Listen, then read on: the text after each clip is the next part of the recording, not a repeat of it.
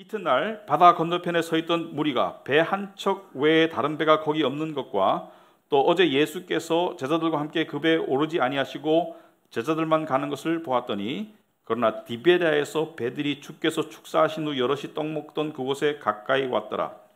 무리가 거기에 예수도 안 계시고 제자들도 없음을 보고 곧 배들을 타고 예수를 찾으러 가버나움으로 가서 바다 건너편에서 만나 랍비여 언제 여기 오셨나이까 하니, 예수께서 대답하여 이르시되 내가 진실로 진실로 너에게 이르노니 너희가 나를 찾는 것은 표적을 본 까닭이 아니요 떡을 먹고 배부른 까닭이로다.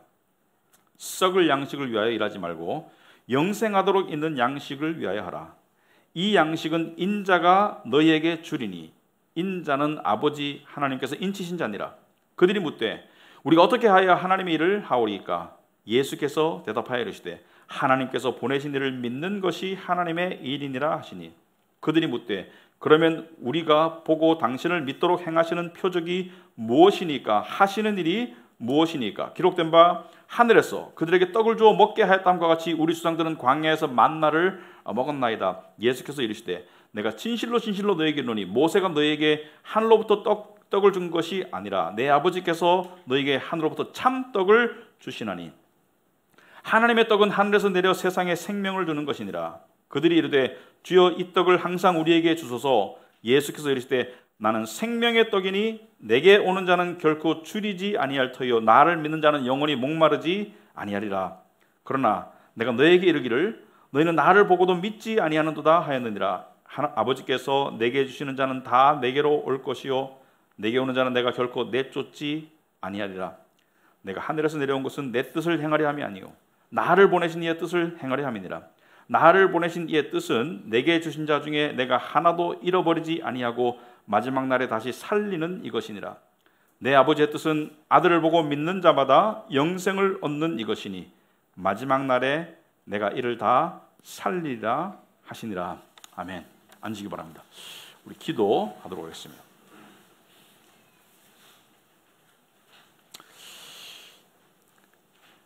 하나님 아버지, 참 오늘도 저희들에게 하나님을 예배하는 자리로 불러주셨고 또 영생의 말씀을 우리에게 주시는 것을 감사합니다. 지금 읽은 말씀이 제 생각에는 너무 많이 읽은 것 같습니다. 이 안에 있는 진리를 어떻게 다 담아낼 수가 있겠습니까? 다 담아낼 수 없사오니 하나님께서 우리에게 필요한 엑기스를 뽑아주셔서 우리의 삶 속에 영생을 맛볼 수 있도록 하옵소서. 그리고 이 내용 속에 들어있는 인간과 예수님, 육신의 존재들과 영의 존재 사이에 그 대화 속에서 인간의 모습이 어떠한지, 우리 각자의 모습은 또 어떠한지, 우리가 살 길은 무엇인지 그런 것들을 볼 수 있도록 하옵소서. 예수님 이름으로 기도합나이다. 아멘. 오늘 말씀은 첫째 아주 중요한 내용입니다. 왜냐하면 우리 모두에게 절실히 필요한 내용입니다. 말씀이 다 중요하지만 오늘 말씀은 상당히 중요해요. 그런데 오늘 말씀은 상당히 어려운 내용입니다. 내용이 어려워서가 아니고 적용하기가 상당히 어렵습니다. 불가능한 건 아니에요. 적용할 수 있어요. 그리고 오늘 말씀은 상당히 복된 말씀입니다. 왜냐하면 이 말씀을 적용할 수 있으면 우리 삶에 큰 변화가 일어날 수 있고 일어나야 합니다. 왜냐하면 그 변화가 없이는 살 수가 없어요. 하나님의 자녀로. 자, 차근차근 살펴볼 텐데, 자, 오늘 본문은 지난번에 오병이어의 기적을 통해서, 그러니까 물고기 5마리, 보리떡 5개와 물고기 2마리로 배불리 먹은 사람들, 옛날에 배불리 먹는다는 것은 흔한 일이 아니에요. 배불리 먹는 아주 행복한 경험을 한 5,000명의 사람들이 예수를 필사적으로 쫓아왔던 내용입니다. 그런데 예수를 필사적으로 쫓아와서 만나서 예수와의 대화 가운데 다음 시간에 보시면 아시겠지만은 대부분이 예수에게 등을 돌립니다. 왜 그랬을까? 그 이야기가 오늘부터 시작이 됩니다. 왜 그랬을까? 그 이야기에 대한 설명을 드리기 전에 하나의 예를 들자면은, 여러분 그 일본과 한국에 나이가 60, 70 넘어가면은 이 황혼 이혼이라는 그게 굉장히 그 사회 풍습입니다. 많은 사람들이 황혼 이혼을 해요. 근데 이제 애들 다 출가시켜 놓고 이제 그때 가가지고 주로 아내가 이혼장을 내밉니다. 근데 남편이 전혀 예상을 못하는 경우가 많다고 그래요. 기겁을 합니다. 왜 이러냐고. 근데 아내가 하는 말이, 당신과 나의 결혼 생활은 함께하는 삶이 아니었고 나는 당신이 하숙생처럼 느껴졌다. 남편이 이렇게 말합니다. 아니, 내가 할 일을 안 한 게 뭐냐? 내가 열심히 일했고 돈 벌어가지고 내 책임을 다했고 가족을 사랑하기 때문에 정말 집에서 쉴 시간 없이 밖에서 열심히 일했는데 왜 이러냐? 아내가 하는 말이, 내게 절실히 필요한 것은 돈이 아니라 당신과의 시간과 관계였다. 근데 당신은 그것을 나한테 준 적이 없다. 뭐 이런 얘기를 하면서 황혼 이혼을, 아이들 출가시켜 놓고 하려는 부부들이 많다고 그러고 실제로 많이 이혼을 한다고 합니다. 자, 그런데 이 이혼을 원하는 여자, 그리고 이혼을 당하는 남자, 이 두 사이에는 삶을 바라보는 가치관과 시각에 엄청난 차이가 있었고 그것의 그 차이를 좁혀지지를 못한 거예요. 오늘 예수님과 군중 사이도 삶을 바라보는, 인간의 인생을 바라보는 그 가치관과 시각에 엄청난 차이가 있었고 그것이 좁혀지지 않아서 결국은 5천 명이 거의 다 떠납니다. 예수를 이혼해요. 그리고 12명만 남았어요. 여기서 하나 우리 생각해봐야 될 게 있습니다. 군중은 항상 옳다? 아니죠. 군중은 대부분 틀렸을 때가 많습니다. 대중은 항상 옳다? 우리 이렇게 말하죠. 저기 많이 모이는 것은 뭔가 이유가 있겠지. 뭔가 이유가 있습니다. 그 이유가 하나님의 이유가 아닐 뿐이지. 그래서 큰 것이 정당화될 수 없고 작은 것도 정당화될 수 없습니다. 문제는 그 속에 진리가 있느냐 마느냐의 차이가 있을 뿐이지. 자, 오늘 본문을 출발해 보겠습니다. 22절부터 26절까지 내용은, 자, 5천 명의 군중이 예수님의 기적을 통해서 모두가 배불리 먹게 되었어요. 그런데 그 다음 날 보니까 그날 밤에 어떤 일이 있었냐면은, 그날 밤에 제자들이 먼저 배를 타고 갈릴리 호수를 건너가고 예수님은 제자들을 따라서 갈릴리 호수 바다 위를 기적으로 걸어가셨어요. 그 내용은 우리가 생략을 했습니다. 걸어가셔서, 자, 가버나움 쪽으로 가셨다. 자, 그런데 사람들이 깨어보니까 예수와 제자들이 없어요. 근데 이들은 본능적으로 예수를 찾습니다. 왜 찾았을까? 왜냐하면 배불리 먹었기 때문에.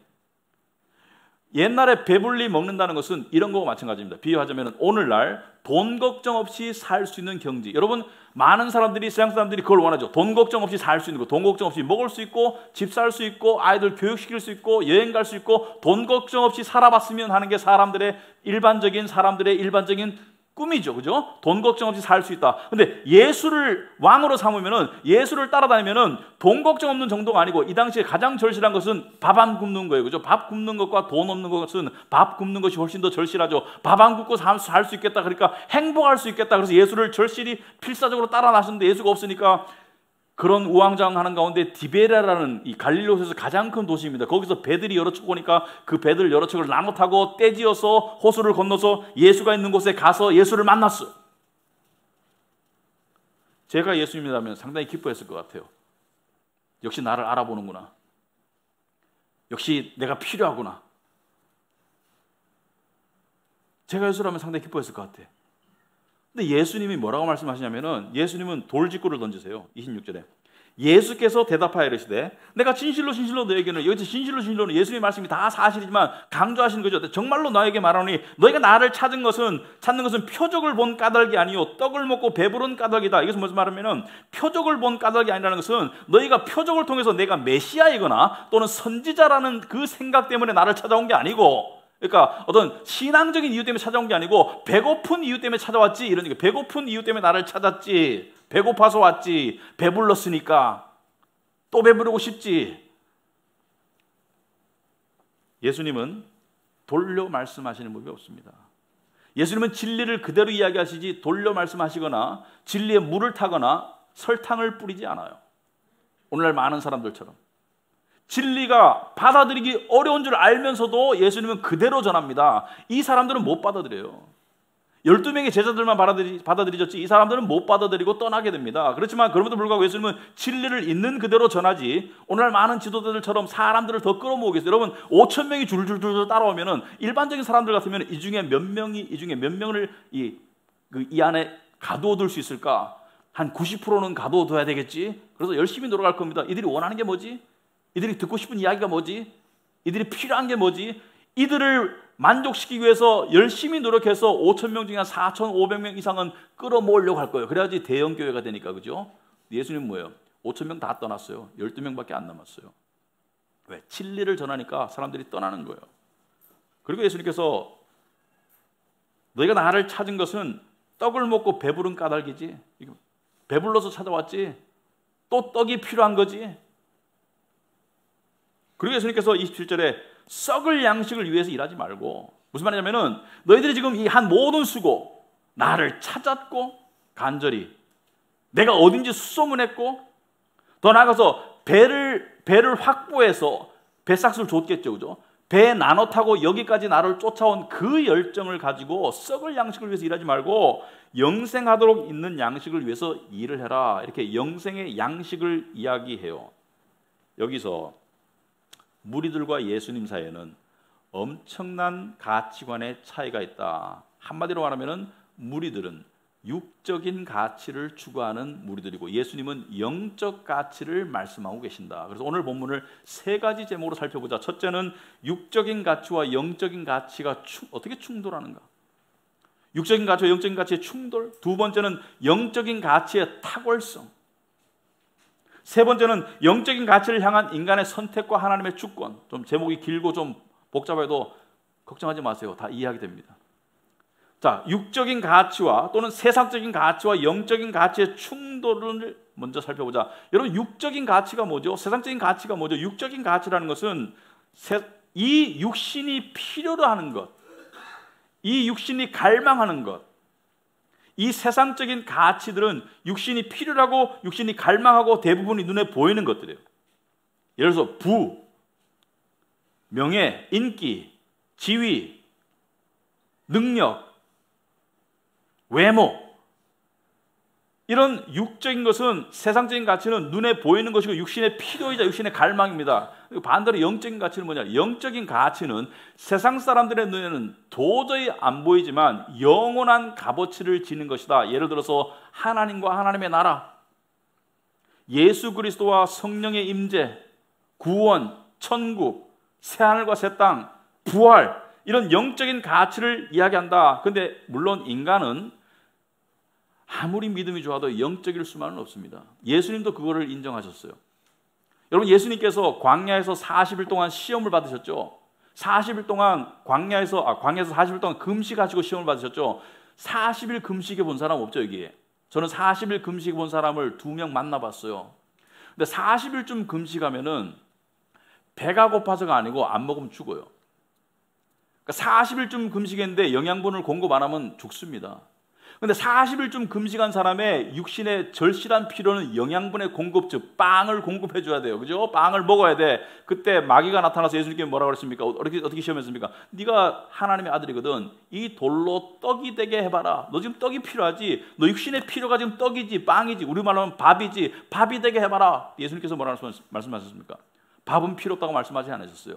사람이 떡으로만 살 것이 아니요, 떡으로만 살 것이 아니요, 하나님의 입으로부터 나오는 모든 말씀으로 살 것이다라고 말씀하시는 것은 떡이 필요 없다는 것이 아니고, 떡도 필요하지만 하나님의 입으로부터 나오는 말씀, 즉 영적 가치가 육적 가치보다 더 뛰어나고 더 필요하고 더 탁월하다는 것을 말씀하는 거예요.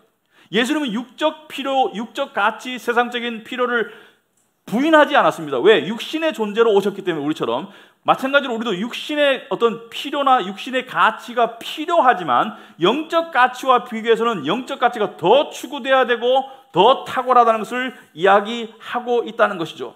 그런데 문제는 육신적이고 세상적인 가치만을 추구하고자 하는 행태, 그것만을 원해서 하나님을 믿는 행태를 말한다. 그래서 예수님께서 27절에 썩을 양식을 위해서 일하지 말고 썩지 아니하는 영생하도록 있는 양식을 위해서 일하라라고 말씀하셨으니까 육적 관심, 세상적인 가치에만 꽂혀 있는 사람의 귀에는 사람은 참 능력이 탁월해요.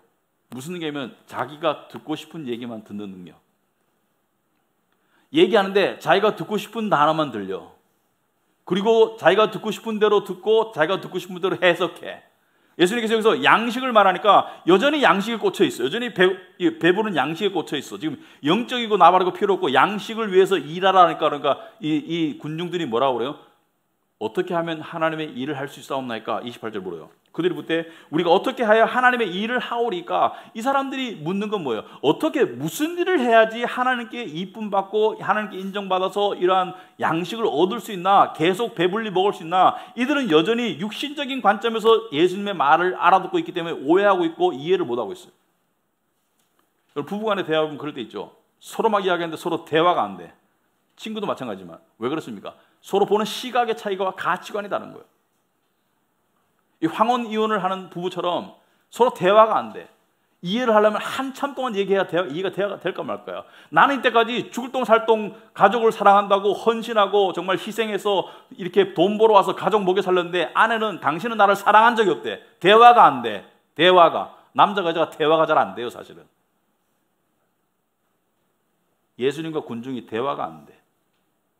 예수님은 육적인 썩어질 양식을 위해서 일하지 말고 영적인 양식을 위해서 일하라고 말씀하셨는데 이들은 뭐예요? 우리가 어떻게 하나님의 일을 하오리까? 이들은 뭐 여전히 어떻게 하나님의 일을 해서 이 양식을 얻을 수 있겠습니까? 이런 얘기를 하는 거예요. 그러니까 예수님께서 거기에 대해서 29절에 또 영적으로 답을 하십니다. 예수께서 대답하여 이르시되 하나님께서 보내신 이 즉 나를 믿는 것이 하나님의 일이다. 너희가 일을 얘기하지 이들은 일을 생각할 때 이런 일을 생각했거든요. 어떻게 하면 선행을 할까? 어떻게 하면 성전을 보살필까? 어떻게 하면 제사장을 보살필까? 어떻게 하면 전도를 할까? 이런 걸 생각했을 텐데 예수님께서는 하나님의 일은 하나님의 보내신 자 예수 그리스도를 믿는 것이 하나님의 일이다. 영적인 일을 이야기하겠다. 물론 영적인 일만 하는 건 아니죠. 영적인 일이 있어야지 육적인 일이 진정으로 이루어난다. 영적인 예수 그리스도를 믿으면 교회 나올 것이고 예수 그리스도를 믿으면 구제할 것이고 예수 그리스도를 믿으면 전도할 것이고 예수 그리스도를 믿으면 예배할 것이고 예수 그리스도를 믿는 믿음이 있고 난 다음에 행위가 있는 것이지 행함이 믿음을 만들어낼 수 없다는 영적인 진리를 이야기했어요. 이때쯤 되니까 군중들이 뭔가 예수님과 자기들 사이에 어떤 갭이 있다는, 어떤 오해가 있다는, 어떤 뭔가 좀 서로 포인트가 안 맞는다는 것을 깨달았어요. 이 내용을 잘 읽으면 군중의 심리를 볼 수가 있습니다. 군중이 조금 깨달았어요. 그래서 깨닫고 난 다음에 그러면 깨달았으면은 그러면 당신이 말씀하시는 진리를 더 깨달을 수 있도록 말씀하옵소서라고 해야 되는데 약간 깨달았음에도 불구하고 여전히 자신들이 원하는 육신적인 갈망, 세상적인 가치의 그 끈을 놓지를 않아요. 그럴 때 하는 방법이 뭐죠? 여러분 상대랑 이야기했는데 상대가 무슨 말하는지 조금 알았어. 그런데 거기에 휘말리고 싶지 않고 내가 원하는 것을 계속 주장하고 싶을 때 하는 게 뭐예요? 상대를 공격하는 거죠. 공격하는 거예요. 이들은 군중들은 예수를 공격합니다. 30절을 보니까 그들이 묻되 그렇다면 우리가 보고 당신을 믿도록 행하시는 표적이 무엇이니까? 무슨 말이냐면은 당신을 믿을 수 있도록 표적을 또 행해달라. 오병이어의 기적을 우리가 원하는 것을 줌으로써 우리가 믿을 수 있도록 도와달라. 여전히 핵심 뭐예요? 육신의 필요와 세상적인 욕망을 채워달라는 것이죠. 하시는 일이 무엇이니까? 이것은 뭐예요? 따지고 있는 거예요. 당신이 뭐 하고 있습니까? 우리를 하여금 믿을 수 있도록 도와주질 않잖아요. 기록된 바 31절에 하늘에서 그들에게 떡을 주어 먹게 하였다. 이것은 구약의 출애굽 시대 광야에서 내려온 만나를 이야기하죠. 우리 주장들은 광야에서 만나를 먹었습니다. 이 말은 무슨 말이냐면은 모세가 지도자가 될 수 있었던 것은, 모세를 믿을 수 있었던 것은 모세가 백성들의 필요를 하늘에서 만나를 내려오게 해서 채워줬으니까 당신도 우리의 배고픔을 채워줘야지 당신을 믿든지 말든지 하지 왜 자꾸 엉뚱한 영적인 이야기 하고 있습니까? 이런 얘기예요. 예수를 시험하고 있는 것이죠. 예수를 자극하는 거예요. 당신이 정말로 우리가 당신을 믿도록 하기를 원한다면 기적을 베풀어서 배불리 또 먹이고 또 먹이고 또 먹이고 또 먹이면 우리가 그렇게 할게. 예수를 시험하는 거예요. 네, 오늘날 이들만이 아니고 오늘날 교인들도 상당수가 이렇게 신앙생활합니다. 오늘날 교인들도 이래요. 자기가 세상적으로 원하는 게 있어. 갈망이 있어. 그리고 하나님께 이렇게 말해요. 당신이 살아계신다면은, 당신이 나의 하나님이라면은, 이거 들어줄 수 있는 능력의 분이라면은, 이걸 들어주면은 당신에게도 좋고 나에게도 좋아요. 왜? 이걸 들어주면은 내가 행복할 거고, 당신을 더 믿을 거고, 당신을 더 예배할 거고, 당신을 더 사랑할 테니까 이걸 들어주세요라고 이야기하는데 하나님 잘 안 들어주시죠? 왜 안 들어주실까? 왜 안 들어주실까? 왜냐하면은 영적인 가치를 우선적으로 추구하는 진정한 믿음의 상태가 안 되어 있기 때문이에요. 두 번째는 하나님을 시험하고 있기 때문에. 그 협박 속에는 뭐예요? 당신이 내 생각대로 움직이지 않으면 나도 당신을 무시할 거라는 암묵적인 협박이 담겨 있죠. 그 다음에 진정한 믿음의 소유자는 어떻게 할 것인가? 어떻게 하냐면 이렇게 합니다. 하나님, 제가 원하는 것은 이런 것들입니다. 당신께 맡기오니 당신이 알아서 해 주시옵소서. 이게 진정한 신앙입니다. 구하지 말으라는 게 아니에요. 구하되 하나님을 시험해서는 안 되고, 하나님을 협박해서는 안 되고, 물론 하나님은 협상의 대상도 아닙니다. 어느 사람 이런 사람 있어요. 교회 와가지고, 목사님 이렇게 하시면 저 교회 안 나올 거예요. 그게 타당하면 제가 들어주겠죠. 하지만 타당하지 않으면 저 눈 하나 깜짝 안 할 겁니다. 사람을 두려워해서는 안 돼요. 우리는 하나님을 믿는 자들이지. 그래서 이들이 이렇게 말하니까 예수님께서 다시 말씀하세요. 33절에 하나님의 떡은 하늘에서 내려 세상에 생명을 주는 것이니라.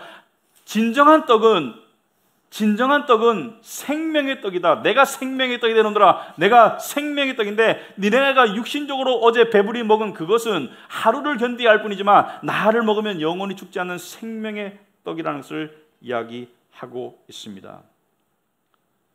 군중들은 A를 원한다는데 예수님은 너희들에게 정말 필요한 건 B라고 계속 말씀하셔서 결국 사람들 다 떠났어요. 오늘날 교회 지도자들이 배워야 될 점입니다. 오늘 교회 지도자들의 잘못된 모습이 두 가지입니다. 저를 비롯해서 조심해야 될 게, 첫째는 어떤 지도자들은 탁월해. 사람의 심리를 잘 알아. 하나님의 이름으로 종교라는 옷을 입고 세상적인 갈망을 이루려는 사람들의 심리를 너무나 잘한 나머지 기복신앙, 인본주의를 만들어서 사람들을 끌어모으고 있어요. 하나님의 이름으로. 나더러 주여주 하는 자마다 다 내게로 올 것이 아닙니다. 하나님은 그런 사람들을 몰라요. 또 어떤 부류의 사람들은 사람의 눈치를 보느라고 해야 될 말을 안 해. 적당한 선에서 진리를 그냥 잘라. 저도 목회해 보니까 힘들더라고요. 진리를 있는 그대로 선포한다는 게 쉽지 않더라고요. 아마 평생 가는 싸움일 것 같아요. 마찬가지로 여러분들도요, 진리를 있는 그대로 받아들이는 신앙인이 된다는 거 쉽지 않아요. 설탕 발림에 속지 마세요. 진리는 어떤 감정적인 감동을 위한 게 아닙니다. 근본적으로. 진리는 때때로 써요. 진리는 때때로 아파요. 하지만 진리는 끝에는 너무 좋은 거예요. 그게 진리입니다. 예수께서 군중들의 기대와 오해와 시험과 압박에도 조금도 흔들리지 않으시고 진리를 선포하십니다. 35절에 예수께서 이르시되 나는 생명의 떡이니 내게 오는 자는 결코 줄이지 아니할 터요 나를 믿는 자는 영원히 목마르지 아니하리라. 예수님 설명도 안 해. 너희들 지금 뭘 잘못하면 설명도 안 해. 설명도 안 하고 내게 오는 자가 나를 믿는 자야. 믿는 자는 뭐예요? 믿는 자는 주님께 가는 자가 믿는 자예요. 믿는 자는 교회 다니는 자가 아니고요. 믿는 자는 예배 시간에 앉아있는 자가 아니고요. 믿음은 눈에 보이지 않는 영적인 행함입니다. 어떤 행함입니까? 마음이 예수를 찾아가는 게 믿음이지 그 이외의 것은 믿는 척하는 거예요. 그러나 36절에 내가 너에게 이르기를 너희는 나를 보고도 믿지 아니하는도다. 나를 보고도 믿지 아니하는도다. 여러분이 5천 명이 예수를 눈앞에 두고 뻔히 보면서도 예수를 다 안 믿었어요. 어느 사람이 이렇게 말합니다. 하나님 눈에 안 보여서 못 믿어. 내 앞에 나타나시면 믿을 텐데. 천만의 말씀. 나타나셨거든. 나타나셨는데 십자가에 못 박았거든. 내가 곧 생명의 떡이다. 한 가지 궁금한 게 있습니다. 둘 다 주면 안 되나? 육신의 떡도 주고 영적인 말씀도 주고 둘 다 주면 안 되나? 사실은 하나님께서 당신의 특별 은혜와 일반 은혜를 통해서 우리의 육신의 필요도 공급하세요. 근데 왜 너희는 먼저 그의 나라와 그의 의를 구하라고 했을까? 우리의 관심이 육신 가운데 있기를 원하지 않는 거예요. 공중에 나는 새도 먹이고 들에 백합화도 입히는데 하물며 너희일까 보냐. 믿음이 없는 자들아, 너희는 먼저 그의 나라와 그의 의를 구하라는 것은 육신의 필요를 내가 보살펴 주고 있다, 보살펴 줄 것이고, 근데 거기에 꽂혀 살면 안 된다는 것을 이야기하고 있습니다. 왜 안 되는가를 살펴보겠습니다. 영적인 가치의 탁월성 때문이죠. 여러분, 육신적인 가치들, 여러분들을 괴롭게 하는 것들 제가 맞춰볼게요. 왜냐하면 신문 봐서도 알 수 있고 여러분 봐서도 알 수 있고 저를 봐서도 알 수 있어요. 여러분 돈 때문에 괴롭죠. 때로 숫자가 안 맞아서. 여러분 집 문제 때문에 괴롭죠. 집 없는 것도 서러운데 집값은 계속 올라가.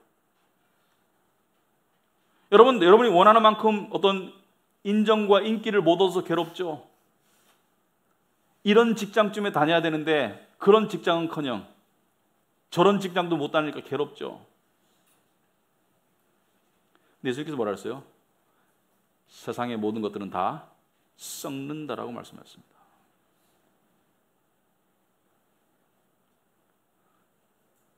아무리 좋은 음식도 썩으면 옆에 두기 괴로워요.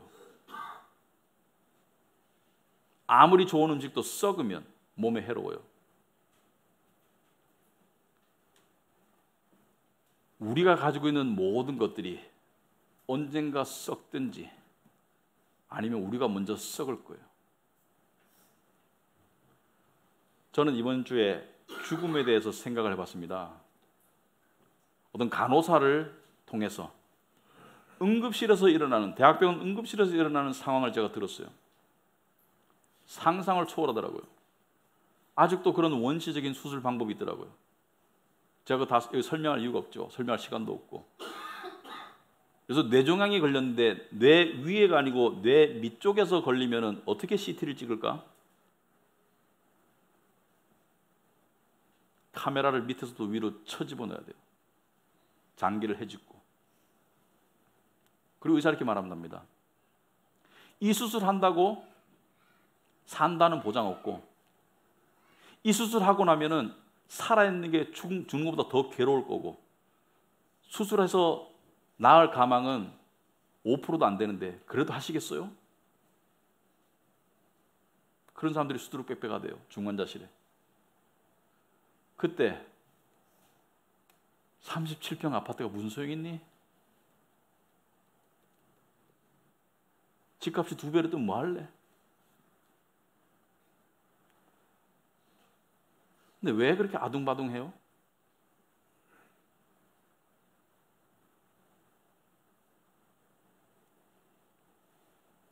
진짜 원하는 거 뭐예요? 세상의 가치를, 육신의 가치를 쫓는 가운데 우리가 얻는 것은요, 만족이 아니고 욕심, 좌절, 비교, 교만, 불안밖에 없습니다.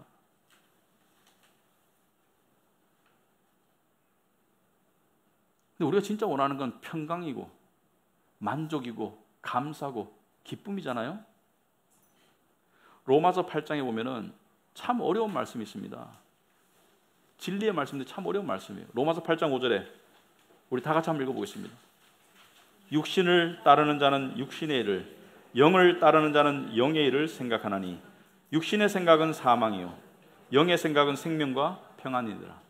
아멘. 참 진리의 말씀인데 육신의 생각은 사망이래요.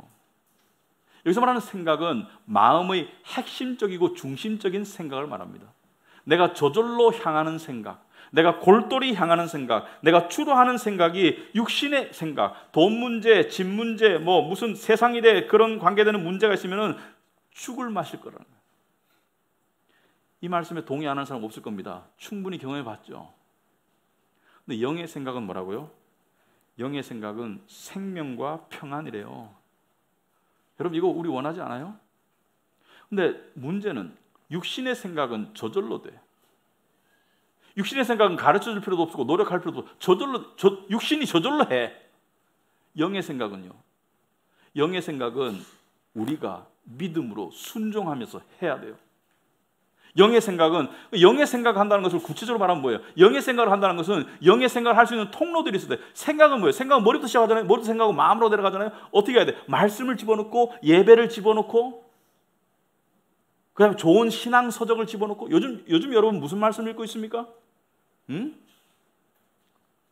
그거 지금 당장 대답하기 곤란한 사람들은 영의 생각 안 하는 사람이에요. 요즘 신앙 서적 중에 뭐 읽고 있습니까? 좋은 신앙 서적 읽고 있나요? 우리 교회가 최소한 한 달에 한 번 정도 신앙 서적을 추천하죠. 우리의 영혼은 스펀지 같아요. 우리의 영혼은 스스로 물을 만들어내는 게 아니에요. 우리의 영혼은 뭔가 부딪히는 것을 빨아들이는 스펀지예요. 우리는 세상 속에서 저절로 세상의 많은 생각들을 스펀지처럼 빨아들여요. 돈 생각, 무슨 생각, 미래 생각 다 스펀지처럼 빨아들여요. 근데 우리의 스펀지를 영생의 가치가 있는 말씀이나 책이나 예배나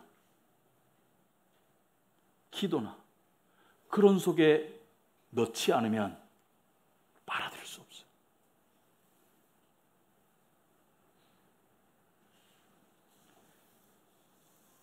무엇으로 내 영혼을 먹이는가가 절대적으로 중요합니다. 영의 생각을 통해서 육의 생각을 벗어나는 것이지 육의 생각을 멈출 수가 없어요.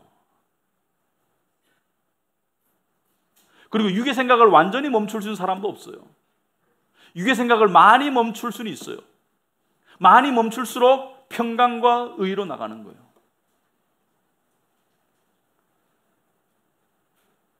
세 번째로 영적인 가치를 향한 인간의 책임과 선택과 하나님의 주권에 대해서 살펴보자. 자, 오늘 37절에 보시면은 아버지께서 내게 주시는 자는 다 내게로 올 것이요 내게 오는 자는 내가 결코 내쫓지 아니하리라.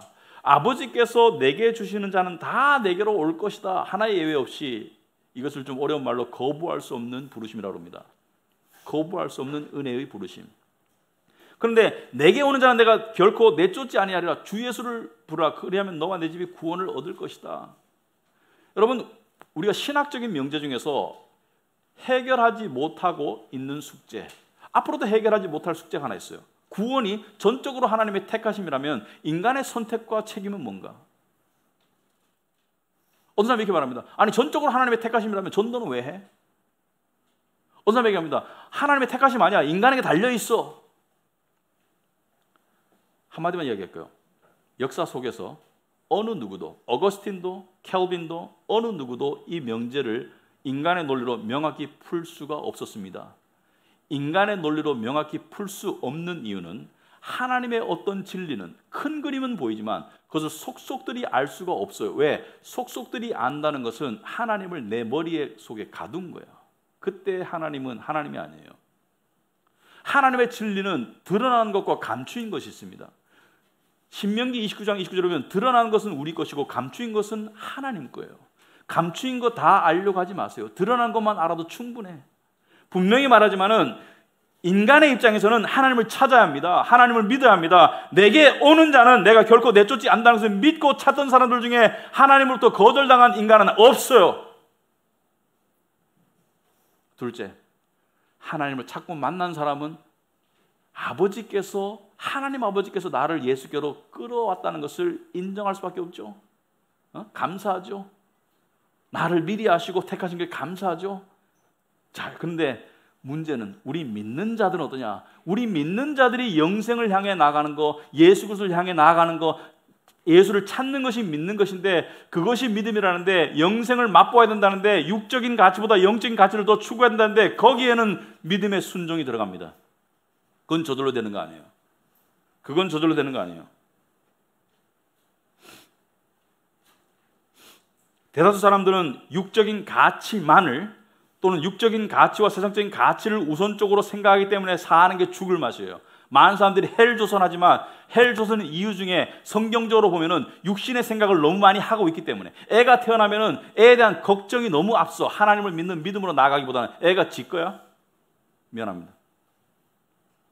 하나님 거예요.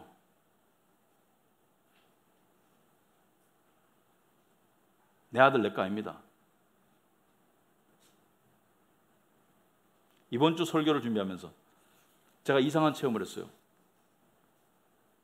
어느 날 앉아있는데 저녁에 내 아내, 그죠? 마치 예수님이 40일 동안 금식하고 사탄에게 시험 받는 것처럼 내 아내, 내가 정말 과거에 잘 느껴보지 못했던, 오래전에 가졌던 그러한 육신의 어떤 그 세상적인 탐욕과 세상적인 어떤 그 욕심이 막 올라오는 거예요. 너무 당황스러웠습니다. 왜냐하면은, 아니, 이런 거는 이렇게까지는 내가 느껴본 적이 없는데, 근데 이걸 멈추려고 아무리 내가 머리를 쓰고 막 뭐 계산하고 해도 이게 멈춰지지가 않는 거예요. 그래서 저녁에 기도했습니다. 하나님께, 하나님, 제가 이번 주에 이 내용으로 설교를 하는데, 아니 지금 이렇게 하시면 이런 상태에서 제가 설교를 못 합니다. 설교 해본들 그 위선이고 사람들이 알겠죠. 위선이지 않습니까? 근데 그날 밤에 기도하는데 하나님께서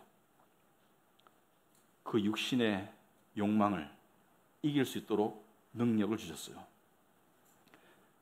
또 깨달았지만은 육신의 이 욕망을 하나님의 성령의 능력으로 제어하고 있었을 뿐 제거한 적은 없습니다. 제거되지 않아요. 그리고 생각해 보니까 하나님이 일부러 그러신 것 같아요. 제 생각에는. 왜냐하면 그 속에 갇혀보고 그 속에서 벗어나는 그 은혜의 능력을 맛보고 설교할 때, 설교자는 이 전하는 메시지가 먼저 저에게 사실이 돼야 됩니다. 저에게 와닿아야지 제가 전하지, 제가 거짓말할 수는 없잖아요. 하나님께서 그런 은혜를 주셨다는 것을 제가 깨닫고 참 감사했습니다. 하나님의 경륜이다. 세 가지 생각할 점들을 말씀을 드리겠습니다. 영적인 일에 치중하시기 바랍니다. 여러분 보니까요, 돈 걱정하시는 분들 많아요. 사실 표현을 다 안 해서 그렇지 요즘 세상 보면은 상대적 박탈감 때문에 힘들어하는 사람 참 많아요. 한국이 싫대요. 그럼 어디로 갈래? 한국만의 문제가 아닙니다. 세상은 똑같아요. 나라 이름만 다르지. 미국 가서 총 안 맞은 건 다행인 줄 아세요. 문제는 뭐냐면은 육적인 생각을 하고 있기 때문에 괴로운 거예요. 영적인 생각으로 나가야 됩니다. 영적인 생각으로 나가려면은 결단하고 구체적인 방법을 찾아야 돼요. 자, 첫째, 성경책 읽어야 되고요. 기도해야 되고요. 묵상 기도가 나와야 되고요. 신앙서적 읽어야 돼요. 신앙서적은 잘 골라서 읽어야 되겠죠. 진정한 신앙서적을. 왜? 신앙서적은 말씀을 가지고 씨름하고 고민한 그 고뇌가 담겨있는 어떤 인간의 신앙 고백이기 때문에 우리에게 참 도움이 됩니다. 둘째, 가치관을 좀 새롭게 가져야 되겠다. 오늘날 우리는 획일화된 사회를 살고 있다. 모든 것이 획일화되고 모든 것이 물질화되는 사회를 가지고 살고 있다. 여러분, 옛날 사람들은 그렇지 않았어요. 예수 안 믿는 사람들도. 옛날 사람들은 자기의 존재의 가치를 오늘날처럼 네가 부자냐 가난하냐를 돈 숫자로만 따지질 않았어요. 그 집안의 가풍, 여러 가지를 따졌죠. 여러분, 세상에는요 돈이 다가 아니에요. 세상은 우리를 돈이라는 틀에 자꾸 집어넣어. 얼마 벌어? 얼마 있어? 얼마 모았어? 이것으로 우리를 부자라고 그러고 가난하다고 중산층이라고 그래. 물론 주관적인 건데 여러분 중산층입니까? 부자예요? 가난해요? 여러분? 근데 세상에는요 돈으로 따질 수 없는 좋은 가치들이 많아요. 첫째는 관계입니다.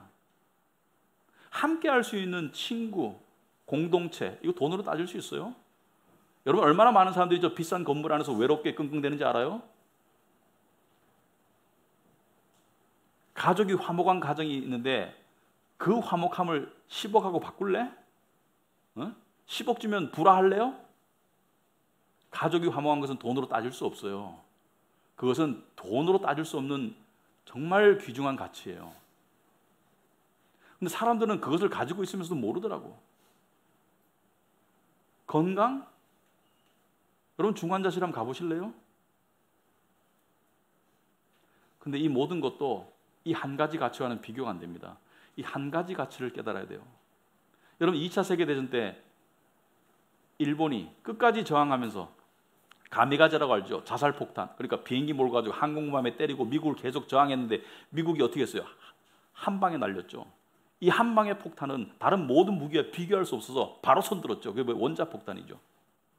원자폭탄 2방으로 일본을 굴복시켰잖아요. 우리에게도 원자폭탄이 있습니다. 그게 뭘까요? 예수님께서 이렇게 설명하셨습니다. 마태복음 16장 26절.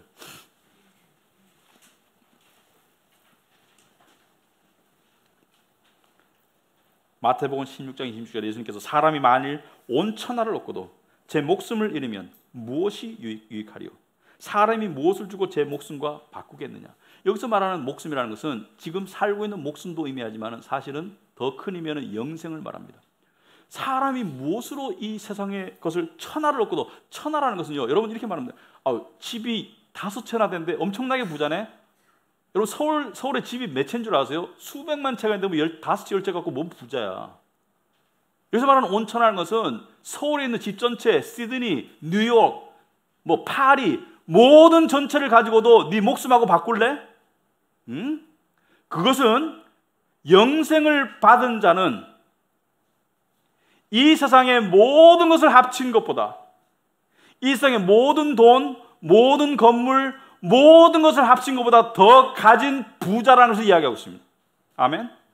여러분 예수님이 말씀하시는 예수를 믿는 진리에 따르면 하나님의 영적인 자녀는 이미 엄청난 부자이고 미치도록 부자이고 영원히 부자예요.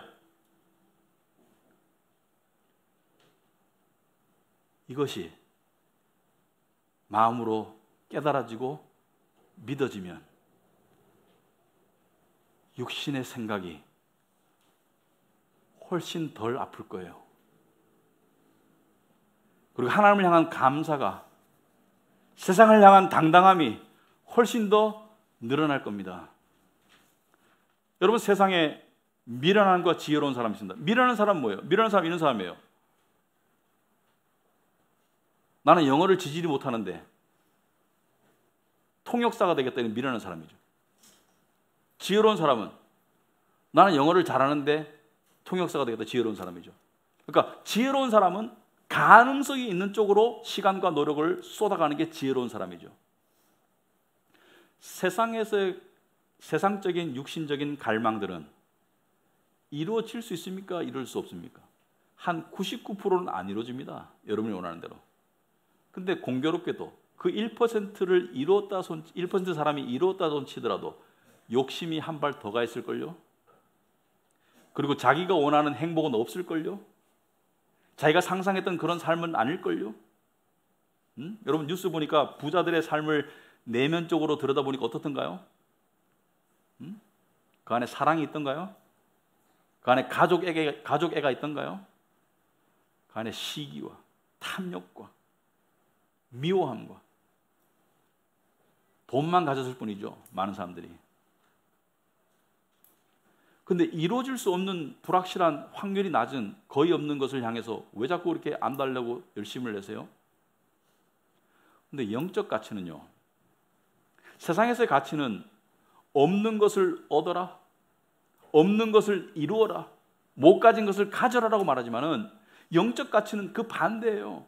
이미 그리스도 안에서 주어진 것을 발견하라요. 그리스도 안에서 하늘에 속한 모든 신령한 복으로 우리에게 복 주셨다고 그러잖아요. 그 복을 발견하니까 주머니에 다 꽂아놨어. 내가 다 가지고 있는데 그걸 발견하라는 거. 이것만큼 확실한 게 어디 있어요? 그리고 그 능력이 더 대단한데, 그 복이 더 폭발적인데 어디에 시간을 쏟아야 되겠습니까? 지혜로운 자라면 어디에 시간을 쏟아야 되겠습니까? 가질 수 없는 것을 향해서 안달나게 되겠습니까? 가져봤자 별 소용이 없는 거. 하지만 이미 가지고 있는데 이걸 깨달을수록 점점 더 복이 되는 것을 깨달아야 되겠습니까? 어느 쪽으로 가야 되겠습니까? 그것이 여러분의 시간을 쓰는 것을 결정하도록 하십시오. 그것이 여러분의 삶을 살아가는 방향을 결정하도록 하십시오. 때때로 우리는 육신의 욕망에 져요. 우울하기도 하고 고통스럽기도 하고 불안하기도 합니다. 그러나 빨리빨리 벗어나는 것은 신앙의 힘이에요. 빨리빨리 벗어나는 것은 어떻게 해요? 그냥 빨리 영적으로 나가세요.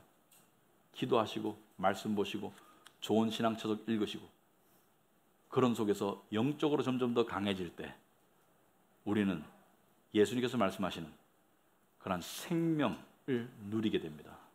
그리고 생명을 누리는 자들이 천국을 더 소망하게 되고요. 여러분 죽을 때 무엇이 떠오르냐가 그 사람의 신앙을 결정합니다.